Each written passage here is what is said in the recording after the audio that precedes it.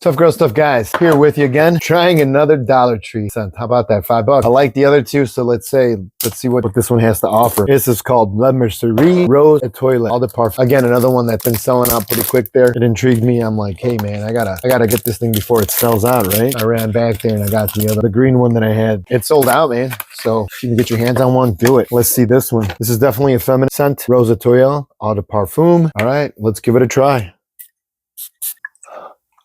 Wow, I'm not gonna lie, holy smokes, this smells really good. This would smell amazing on a woman.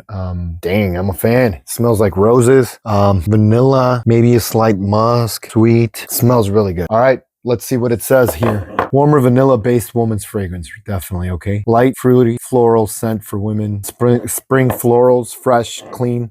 Flower mist. Man, I'm impressed. I haven't worn it long enough to know how it projects, but I'm assuming based on the other one, it's gonna do pretty good, I think. I'll have to wear it and give you a final verdict on it. But so far, based on what I set off of, which is the actual scent, give it an 8.5. Probably my favorite one so far. For $5, man, you can't beat it. You can take it and reapply. Man, it's amazing. So get it if you can find it. I blew the dust off the pen and the pad. If I get back at it, some of y'all will get mad. Some of y'all will say, oh, where you been at? Then a few of you will say, we need them back.